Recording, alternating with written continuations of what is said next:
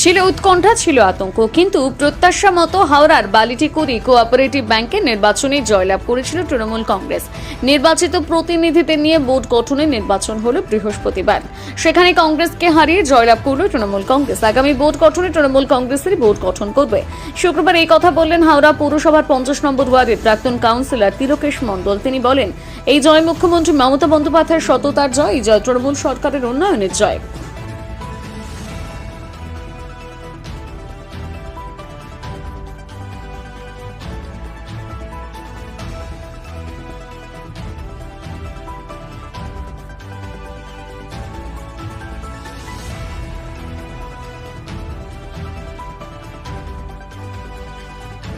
একটা নির্বাচন হলো এবং এই নির্বাচনটা আমরা মূলত মাননীয় মন্ত্রী মনোজ তেওয়ারির নির্দেশে আমরা এই নির্বাচনটাতে আমরা প্রতিদ্বন্দ্বিতা করেছিলাম এবং আজকের এই জয় আমরা বিনা বাক্যটায় স্বীকার করছি। মাননীয় মন্ত্রী মনোজ তেওয়ারির জয় এবং সবচেয়ে বড় কথা হচ্ছে আমাদের যিনি নেতৃত্ব দিয়েছেন সেই প্রাক্তন পৌর প্রতিনিধি তিলকেশ মণ্ডল, তিনি যেহেতু বহুদিন ধরে এই বালিটিকুড়ি কোঅপারেটিভ ব্যাংকের সঙ্গে জড়িত প্রায় শুরু থেকেই, সেই তিলকেশ মণ্ডলের নেতৃত্বে আমরা যারা আজকে ডাইরেক্টর বোর্ডে নির্বাচিত হয়েছি তারা সকলেই চেষ্টা করব এই ব্যাংকটাকে আরও সুন্দর করে নিয়ে যাবার এবং যাতে হাওড়া জেলার মধ্যে একটা অন্যতম ব্যাংক হিসেবে এটা গড়ে উঠতে পারে, সেই চেষ্টাটা আমরা করব। লড়াই এটা একটা বন্ধুত্বপূর্ণ লড়াই, মানে আমরা প্রথম পর্যায়ে যে লড়াইটা করেছি সেটাও বন্ধুত্বপূর্ণ লড়াই ছিল, যদিও আমাদের কিছু ওই সলপ এবং চান্দাইল অঞ্চলে আমরা একটু অসুবিধার মধ্যে ছিলাম এবং সেই অসুবিধাটাকে যাই হোক আমরা অতিক্রম করে তার পরবর্তীকালে আমরা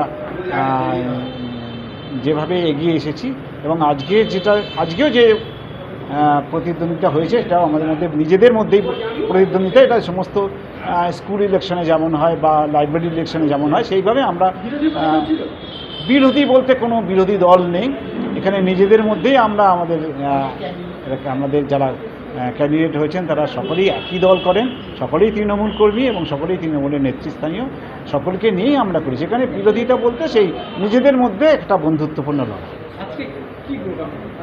আজকে ছিল ডাইরেক্টর ইলেকশন এবং এখানে 42 জন ভোট দিয়েছেন, দিয়ে আর আজকে নির্বাচিত করেছেন 15 জন ডাইরেক্টরকে নির্বাচিত করেছেন 15 জন। এরপরে আর একটা পর্যায়ে আছে, যে পর্যায়েতে আমাদের বোর্ড অফ ম্যানেজমেন্ট তৈরি হবে, অর্থাৎ যারা চেয়ারম্যান হবেন বা সেক্রেটারি হবেন সেটা আর একদিন সেটা তৈরি হবে। 15 জনের নামের লিস্ট এই মুহূর্তে তো মনে পড়বে না, আমাদেরকে সবটা দিতে হবে। তাহলে মোটামুটি ইস্ট জোন থেকে হয়েছেন অমর মণ্ডল, ভাস্কর মণ্ডল, ওয়েস্ট এ থেকে হয়েছেন পার্থ মালিক এবং প্রবাল দত্ত, অমিয় সাদরা হয়েছেন SC/ST ক্যান্ডিডেট হয়েছেন, মহিলাদের মধ্যে হয়েছেন টিঙ্কু কুন্ডু এবং আমাদের অনুশ্রী বাগ, আর নর্থ বি এর লিস্টটা আছে, নর্থ বি আর ওয়েস্ট বি।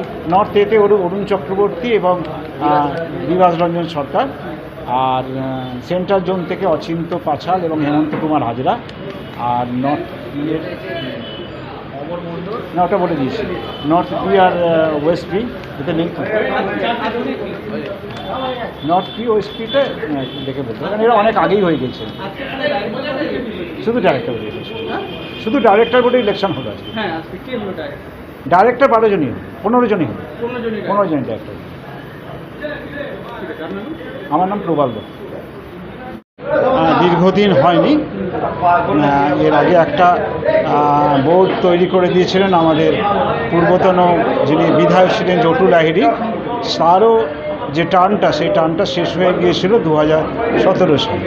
তারপর থেকে নির্বাচন হয়নি এবং নির্বাচন না হওয়ার পর এখানে একজন স্পেশাল অফিসার রিক্রুট করা হয় এবং সেই স্পেশাল অফিসারই ব্যাংক চালাচ্ছে। তারপর দীর্ঘ প্রায় 7 বছর পরে 2024 সালে আবার নতুন করে ইলেকশানে ডাক দিয়েছিলেন। সেই ইলেকশান অনুযায়ী আমরা সকলে মিলে এই নির্বাচনটা লড়েছিলাম।